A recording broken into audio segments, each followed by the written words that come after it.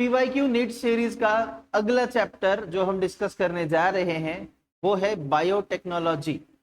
अब 2026 के क्वेश्चंस भी इसमें आपको एडेड मिलेंगे। तो बायोटेक्नोलॉजी एक हाई यील्डिंग यूनिट है, जिस यूनिट में आपको दो चैप्टर्स मिलते हैं। पहला चैप्टर है biotechnology it's principles and process, और सेकेंड चैप्टर जो है वो है बायोटेक्नोलॉजी इट्स एप्लीकेशंस। तो यहाँ जो मैं क्वेश्चंस लेने जा रहा हूँ वो बेसिकली बायोटेक्नोलॉजी पे जनरली क्वेश्चंस दोनों में से ज्यादातर पूछे जाते हैं। बायोटेक्नोलॉजी अलॉन्ग विद जेनेटिक्स ये कॉन्स्टिट्यूट करता है major bulk of the 90 MCQs of biology. तो चलिए देखते हैं क्या क्या क्वेश्चंस आते हैं। चलो फर्स्ट क्वेश्चन, तो this was asked in NEET 2026। देखो क्वेश्चन क्या है। Insertion of a foreign DNA at BAMH1 site on E coli cloning vector PBR322 results in the loss of antibiotic resistance towards। देखो होता क्या है, हमारे पास जो क्लोनिंग साइट्स होती हैं जहां पे हम नया या जो फॉरेन डीएनए है उसे इंसर्ट करते हैं, उस इंसर्ट के बाद में जो प्रेजेंट जीन था वो इनएक्टिवेट होता है और उससे रिलेटेड जो रेजिस्टेंस है वो नहीं देता। तो BAMH1 साइट पर जो रेजिस्टेंस प्रोवाइडिंग साइट है वहां से हमें टेट्रासाइक्लिन का जो रेजिस्टेंस है वो लॉस होते हुए दिखेगा। तो वहां आपको टेट्रासाइक्लिन रेजिस्टेंस नहीं मिलेगा, और टेट्रासाइक्लिन का रेजिस्टेंस ना होना ही क्या है, ये आपके लिए एक रिकॉम्बिनेंट डीएनए की पहचान है। Second, which of the following statements are correct with respect to DNA separation, isolation and visualization. तो बायोटेक्नोलॉजी प्रोसेस में हम जब एक डिजायर्ड डीएनए सेगमेंट को तोड़कर सेपरेट या आइसोलेट करने की कोशिश करते हैं तो उसमें कुछ प्रोसेसेस है, कुछ स्टेप्स है। तो उन स्टेप्स के बारे में कुछ स्टेटमेंट्स है, इसमें से कौन सा सही कौन सा गलत ढूंढने की कोशिश करते हैं। हमें पूछा गया है, करेक्ट पूछा गया है। देखो जब आप क्वेश्चन सॉल्व करते हैं तो पहले ध्यान देना, करेक्ट पूछा है, इनकरेक्ट पूछा है, नॉट है, एक्सेप्ट है, क्या चीजें हैं उसको अच्छे से ध्यान देना। अब इसमें से क्या क्या करेक्ट है वो देखते हैं। पहला statement, the cutting of DNA is done by molecular scissors. Yes, molecular scissors यानी कि रेस्ट्रिक्शन एंडोन्यूक्लियेसेस, उससे डीएनए को कट किया जाता है। ठीक है, अब ऑप्शंस में देख लेना ए कहां पे है, एक ए तो यहाँ पे है या फिर यहाँ पे है ना, आपको करेक्ट पूछा है। बाकी ऑप्शंस में जाएंगे हम। The DNA fragment separate according to their size in an agarose gel upon electrophoresis. ठीक है, सही है। एगारोस जेल इलेक्ट्रोफोरेसिस में डीएनए की साइज के हिसाब से उसे सेपरेशन मिलता है। जो छोटे छोटे टुकड़े होते हैं वो दूर जाते हैं इलेक्ट्रोफोरेसिस में, जो बड़े टुकड़े हैं वो उस एनोड के पास रहते हैं। Third statement, the separated DNA can be seen without staining. नहीं, हमें स्टेनिंग करनी पड़ती है, विदाउट स्टेनिंग नहीं दिखता। So this statement will be wrong. The separated DNA fragments when stained with ethidium bromide can be visible in light। नहीं, ये UV radiation में दिखता है। तो आपका आंसर ए और बी दोनों स्टेटमेंट्स करेक्ट ये होना चाहिए। सो this is the answer for the question. Next question, which of the following statements are not true regarding restriction endonucleases। देखो ये not true except, यही सबसे ज्यादा आपके मार्क्स खा जाते हैं। क्यों ऐसा? क्योंकि आप पहला स्टेटमेंट है उसको देख के आंसर पे आ जाते हो, और वो आंसर हमेशा मिसलीडिंग होगा जब आप इसके बारे में नहीं सोचेंगे तब। तो हमें नॉट ट्रू देखना है। चलो देखते हैं स्टेटमेंट्स क्या है। They are called molecular scissors. Yes, उन्हें मॉलिक्यूलर सीजर्स बोलते हैं, अभी पहले क्वेश्चन में हमने देखा।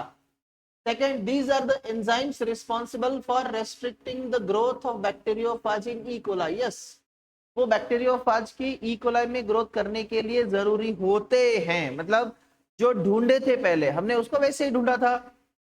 Third statement, they cut DNA only at the centre of the palindromic sites. No, palindromic site के सेंटर से थोड़ा दूर वो कट करते हैं, एग्जैक्ट सेंटर में कट नहीं करते हैं। तो आपको जो सी है वो गलत मिला। तो यहाँ देखो सी गलत वाला option, obviously it is the D answer. फिर भी देख लेते हैं क्या आगे के स्टेटमेंट सही गलत है। देखो अगर आपको नीट में ऐसे आप आंसर तक पहुंच जाते हैं तो वही आंसर को टिक करके आगे निकल जाओ। डोंट वेस्ट टाइम डी और ई को देखने में, क्योंकि 26 के पेपर में ऐसे ही हुआ था, बच्चों ने बायोलॉजी के लिए ज्यादा समय यूटिलाइज किया, इसकी वजह से फिजिक्स और केमिस्ट्री के क्वेश्चन छूट गए। और रीजन यही था कि बड़े क्वेश्चंस थे, आप पूरा क्वेश्चन करने की कोशिश करते हैं, फॉर एक स्टेटमेंट, लेकिन जरूरत नहीं है, जहां आपको आंसर मिल गया आंसर टिक करो और आगे बढ़ जाओ। हम बस डिस्कशन के लिए बात करते हैं। They remove nucleotides only from the ends of DNA fragments, ये भी नहीं, वो डीएनए फ्रैगमेंट्स के एंड से निकालेंगे तो एक्सोन्यूक्लियस होंगे, बीच से तोड़ेंगे तो एंडोन्यूक्लियस, तो ये दोनों तरह के होते हैं। They recognize specific palindromic base sequence, yes, वो specific palindromic base sequence को ही आइडेंटिफाई करते हैं। हमें नॉट ट्रू पूछा था तो हमारे पास सी और डी, ये दो ऑप्शन है जो सही नहीं है। Identify the correct sequence of steps in each cycle of polymerase chain reaction, आपकी एनसीईआरटी में एक प्रॉपर डायग्राम दी गई है पॉलीमरेज चेन रिएक्शन के लिए, जहां पे डीएनए के 1 2 3 ऐसे स्ट्रैंड्स में सीक्वेंशियल अरेंजमेंट दिखाई हुई है आपको, और उसमें सबसे पहले डीनेचुरेशन होता है। डीनेचुरेशन मतलब डीएनए के स्ट्रैंड सेपरेट होते हैं एट हाई टेम्परेचर।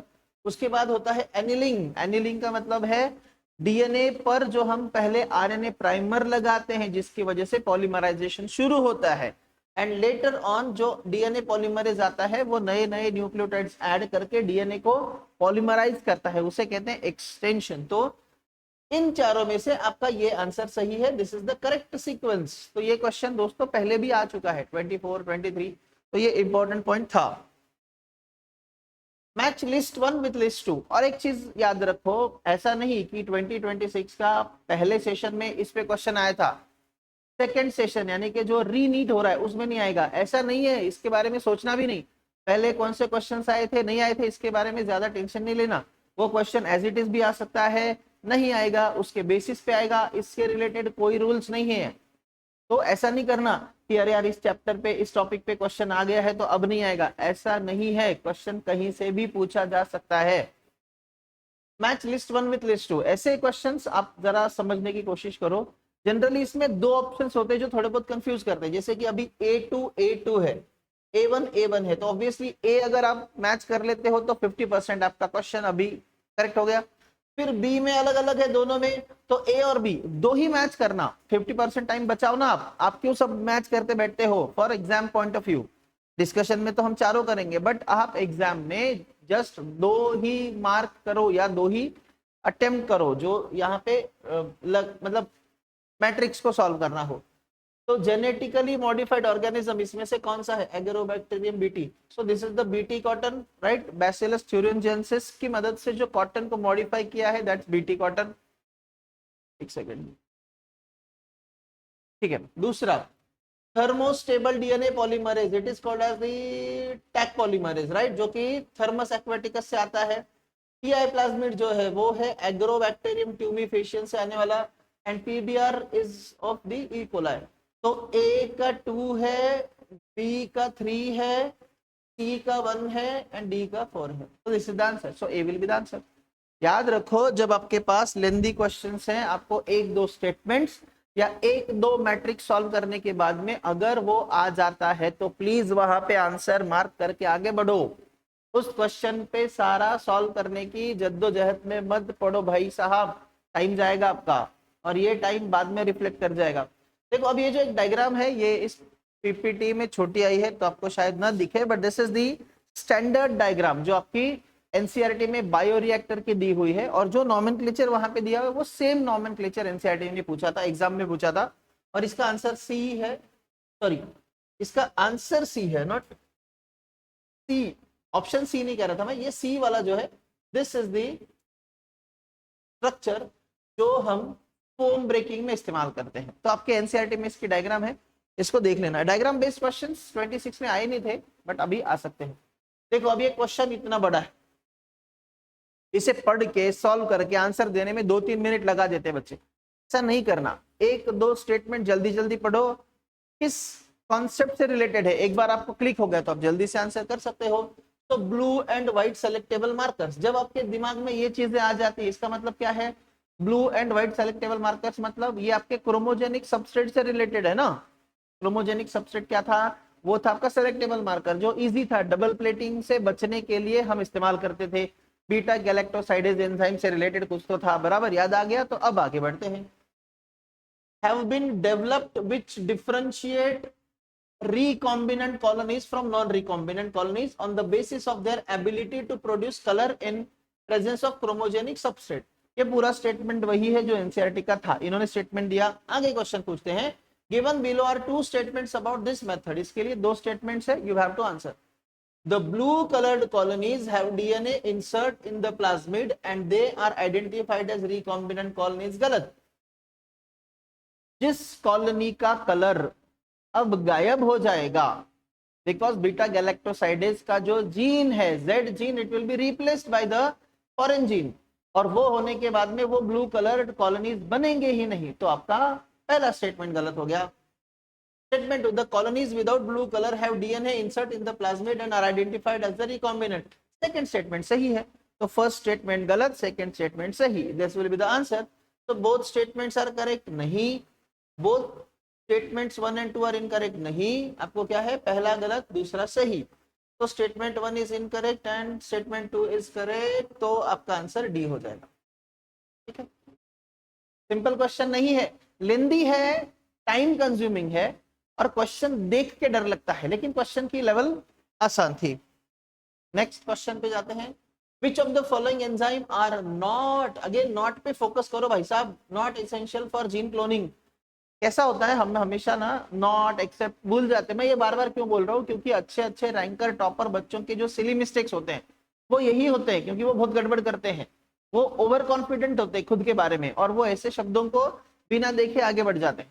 और एग्जाम वाले भी देखो, नॉट को पूरा कैपिटल में लिखा है, उन्होंने आपको बिल्कुल भी परेशान करने की कोशिश नहीं की है। आप खुद से सिली मिस्टेक करने के अगर मूड में है तो आप गलती करेंगे, नहीं तो नहीं करेंगे। So which of the following enzymes are not essential for gene cloning. कौन सा जीन क्लोनिंग के लिए एसेंशियल नहीं है? देखो, रेस्ट्रिक्शन एंजाइम्स लगेंगे, आपको ऑप्शन देख लेना, उस हिसाब से आपको समझ में आ जाएगा। डीएनए लाइगेज लगेगा, लाइगेज लास्ट में उसे चिपकाने को लगता है। डीएनए म्यूटेज नहीं, म्यूटेज क्यों लगेगा, म्यूटेज देखा भी नहीं हमने, उसमें म्यूटेशन करके क्या करेंगे तुम। डीएनए रिकॉम्बिनेज, ये भी नहीं लगता, रिकॉम्बिनेशन नहीं होता वहां पे।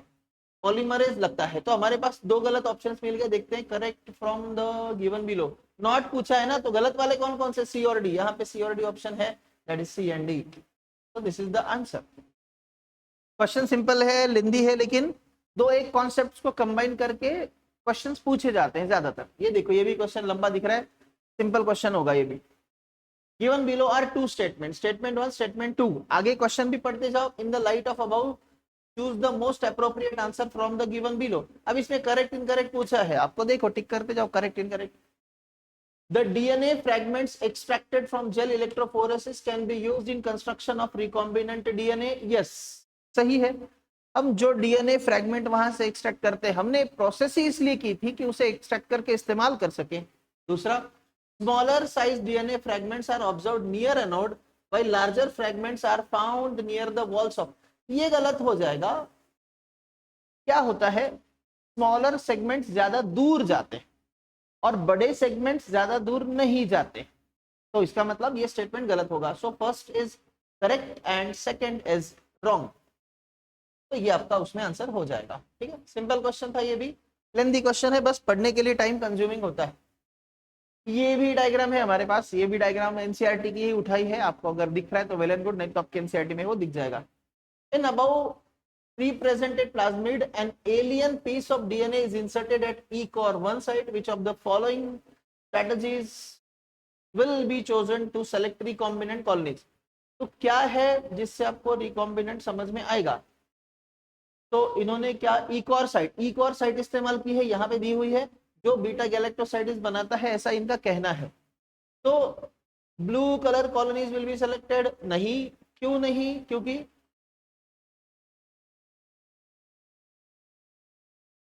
क्योंकि ब्लू कलर दिख रहा है, इसका मतलब कि वो रिकॉम्बिनेंट नहीं है। तो हमें क्या चूज करना है, व्हाइट कलर कॉलोनीज, क्योंकि यहाँ पे आपने उसको रिकॉम्बिनेट किया, जीन बदला, और आपका जो बीटा गैलेक्टोसाइडेज है वो नहीं बनेगा, और बीटा गैलेक्टोसाइडेज नहीं बना तो उसका स्टेनिंग नहीं होगा। PCR amplifies DNA following the equation. अच्छा, ये एक पूछा है कि कैसे बनता है। पीसीआर का मतलब क्या है, you have one DNA strand, इसके रेप्लिकेशन से दो बनेंगे, इसके रेप्लिकेशन से फिर दो बनेंगे, फिर इसके रेप्लिकेशन से, ऐसे चलता रहेगा। तो हम एक्चुअली कर क्या रहे हैं, नंबर ऑफ रेप्लिकेशंस कितने होने के बाद में अमाउंट ऑफ डीएनए मिलता है। तो उसके लिए जो हर साइकिल में दो दो बनने वाले हैं, तो इसे हम 2n ऐसे लिखते हैं, जितने भी साइकिल्स होंगे। तो इसका आंसर आपका 2n होगा, n⁻² नहीं होगा, इट इज 2n होगा। Next, the following diagram showing restriction sites in E coli cloning vector PBR 322 finding the role of x। आपको x का रोल ढूंढना है, x कहाँ पे, x एंड y जीन, दोनों जीन ढूंढने हैं आपको। तो यहाँ x जीन ये है और y जीन ये है, ठीक है। Now you have to answer the question. अच्छा, इसमें सिंपल है, x वाला जो है दैट इज ओरी, x वाला ओरी है और y वाला ROP है। हमें एनसीईआरटी में जो डायग्राम दी है PBR 322 की, उसके नीचे टेक्स्ट दिया हुआ है कि ORI, ori is responsible for controlling number of copies of plasmid per unit cell, और जो ROP है that controls the content of protein. तो ऑप्शंस में आपको यहाँ पे सीधा सीधा मिल जा रहा, gene X is responsible for controlling copy of the number of the linked DNA and Y for protein involved in replication of the plasmid। तो इसका आंसर A होना चाहिए। फिर भी एक बार जल्दी जल्दी देखते हैं, X is protein नहीं, the gene X for resistance नहीं, the X responsible for recognition site and Y responsible for antibody नहीं। तो ये Y ऐसा है ही नहीं, उसमें आपके एनसीईआरटी से सीधे सीधे लाइंस वहां पर पूछे गए हैं। Which of the following statements is incorrect? Incorrect ढूंढो। Most commonly used bioreactors are used of stirring site, bioreactors are used to produce small scale bioreactors है। देखो सिंपल क्वेश्चन है, बायोरिएक्टर्स हम किस चीज के लिए बनाते हैं? Bioreactors large scale production of enzymes और प्रोडक्ट्स हम इस्तेमाल करते हैं। यहाँ पे इन्होंने स्मॉल स्केल दिया है, तो स्मॉल स्केल पे तो बनाएंगे नहीं, सो this is the wrong statement, और आपको सिर्फ इनकरेक्ट पूछा है, बाकी करेक्ट स्टेटमेंट्स के झंझट में जाना नहीं। आपको एक स्टेटमेंट मिल गया, your thorough with your answer. अब आप आपके आंसर के बारे में कॉन्फिडेंट कब होंगे? जब आपका प्रिसीजन होगा, जब आपको कॉन्फिडेंस है कि नहीं ये मेरा आंसर सही है। के बाद देखो नेक्स्ट क्वेश्चन के बारे में बात करते हैं। PI plasmid of agrobacterium tumefaciens stands for, किस चीज के लिए होता है? तो this is the PI plasmid, tumour inducing plasmid. तो एग्रोबैक्टीरियम ट्यूबिफेशियन से हम इसको बाद में निकालते हैं, यूज करते हैं प्लांट्स में as a vector for cloning different genes, right? What is the fate of piece of DNA carrying only gene of interest which is transferred into an alien organism? तो अब इन्होंने पूछा है कि क्या फेट होता है, मतलब क्या होगा जब कोई जीन आगे जाएगा, आगे जाकर उस नए होस्ट के अंदर जाएगा, वहां क्या होना चाहिए? तो समझने की कोशिश करते हैं। the piece of DNA would be able to multiply itself independently in the progeny cells of the organism. It may get integrated into the genome of the recipient, ठीक है, ये सही है। It may multiply and be inherited along with the host DNA, ठीक है, सही है। The alien piece not integral part of chromosome, इसको हटा दो। It shows ability to replicate, ठीक है, इसको हम नहीं अच्छा राइट। तो आंसर आपका मिल गया, this is B and C, right. Question क्या था? पीस ऑफ डीएनए जो जाएगा उसका फेट क्या है, बाकी नहीं बोलना, बाकी कुछ नहीं पूछा उन्होंने। उसका क्या होगा? वो इंटीग्रेट होगा होस्ट डीएनए के साथ में, मल्टीप्लाई होगा, रेप्लिकेट होगा और अगली जनरेशन में जाएगा, ठीक है। तो इसके और भी आगे सीरीज है, लेकिन हम इस वीडियो में यहीं तक बात करेंगे। तो आपको बात समझ में आई होगी। इसमें क्वेश्चंस किस पे आते हैं? पहला तो प्रोसेस जो है आपकी, इस प्रोसेस पे क्वेश्चंस आएंगे। दूसरे क्वेश्चंस आपको ज्यादातर पूछे जाते हैं वेक्टर्स पे, और वेक्टर पे आपका जो PBR 322 है उसके ऊपर ज्यादा क्वेश्चंस है। उसके साइड से याद करो, डायग्राम अच्छे से देखो। उसके बाद आगे जो ज्यादातर क्वेश्चंस आपको पूछे गए थे इस रिकॉम्बिनेंट डीएनए टेक्नोलॉजी वाले, तो वो आपको बायोरिएक्टर से भी रिलेटेड थे। बायोरिएक्टर्स में क्या होता है क्या नहीं होता है, तो मतलब बायोटेक्नोलॉजी का टॉपिक शुरू होने से खत्म होने तक सारे